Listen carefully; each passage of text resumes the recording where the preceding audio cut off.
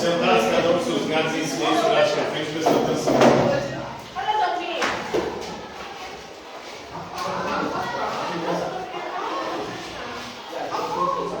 Sentados, cada um nos seus lugares, em silêncio, guardando o seu braço.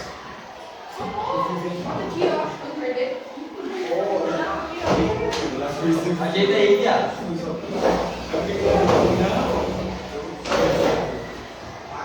Vira para frente.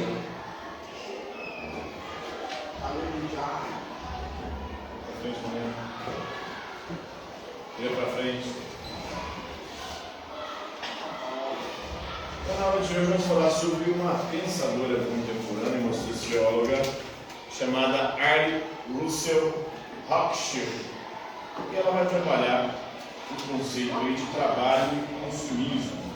Lembrando que trabalho é uma palavra de origem latina, vem do latim, vem de tripar, é um objeto de tortura usado na Roma antiga para torturar escravos. Historicamente, o trabalho, pelo menos no mundo antigo e medieval, era empreendido predominantemente por escravos, por servos. E por isso, o trabalho era considerado uma atividade de indivíduos, de seres humanos inferiores. Aristóteles, filósofo grego antigo, dizia que o trabalho era coisa para escravos, e escravos eram um tipo de subhumano. Eram indivíduos que não tinham um intelecto capaz de desenvolver o pensamento racional, e a única atividade que eles poderiam empreender então era o trabalho braçal. Se olharmos para a Bíblia, o trabalho também é um castigo, é uma forma de tortura. Depois que Adão e Eva comem o fruto proibido, a Eva, Deus dá o castigo das dores do parto. Ao homem, Deus dá como castigo o trabalho, ter que ganhar o seu sustento com o suor do seu próprio trabalho. Então, o trabalho é castigo, o trabalho é tortura, o trabalho é coisa de seres inferiores no mundo antigo e medieval. A partir da modernidade, tentou-se mudar a concepção sobre o trabalho, tendo uma perspectiva, uma visão positiva do mesmo. A ética protestante vai colocar o trabalho como algo que dignifica o homem, algo que, na verdade, vai levar o homem à salvação, porque o trabalho é que enriquece, e a riqueza é um sinal, e a prosperidade é um sinal de que Deus te predestinou para ir para o céu. Então, vai ter uma perspectiva, uma mudança aí em relação à visão sobre o trabalho. E o trabalho vem mudando desde então. No século XX, nós chegamos a um tipo de trabalho novo, que é o trabalho emocional, que vai ser analisado aí por Arlie Russell Hochschild. Trabalho emocional, ou seja, agora a gente tem que fazer a gestão e trabalhar com as nossas emoções, para que assim a gente possa aprender a fingir emoções, porque é isso que é exigido de nós no trabalho. Não importa como você está se sentindo, eu estou explicando aqui. Não importa as suas emoções, no trabalho você tem que fingir para atender os seus clientes, principalmente no terceiro setor ou no setor de serviços, que emprega predominantemente mulheres. Então as mulheres são treinadas a fingir.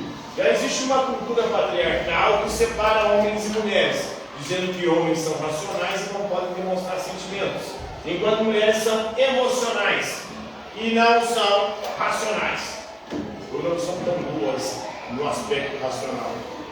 Então, já somos educados assim desde criança. À medida que nós vamos para o ambiente de trabalho, no mercado de trabalho, lá no setor de serviço, que emprega, na sua maior parte, mulheres, as mulheres são treinadas para fingir o tempo inteiro, para mentir suas emoções.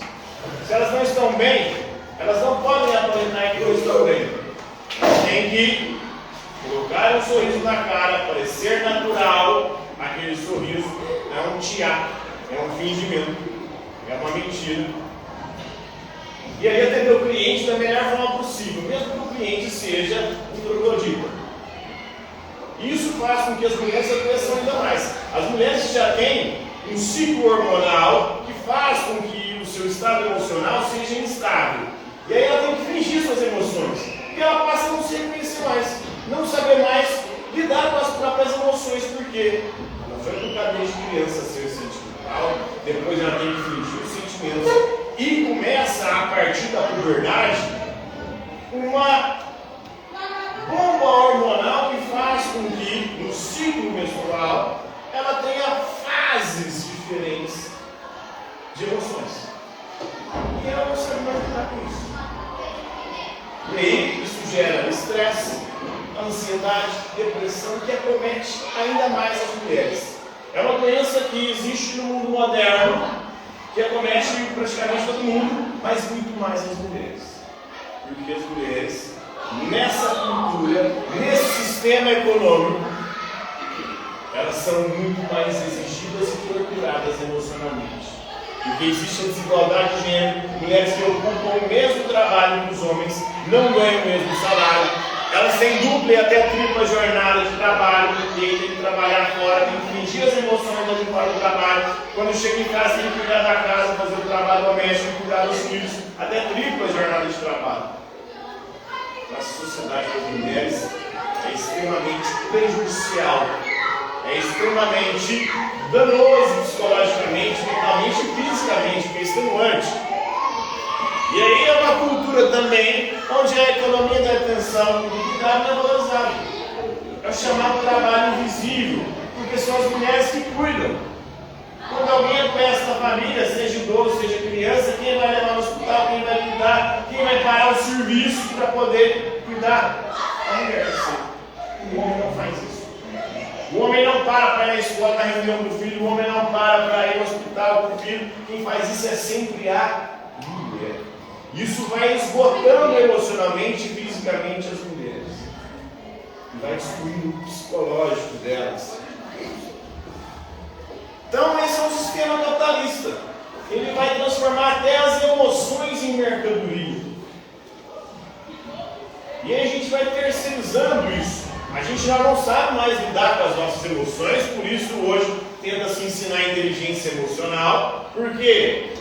Porque as pessoas desaprenderam a lidar com as próprias emoções. O sistema capitalista transformou a emoção numa mercadoria que agora você compra para você aprender a lidar com ela. Algo que antes você tinha que fazer naturalmente.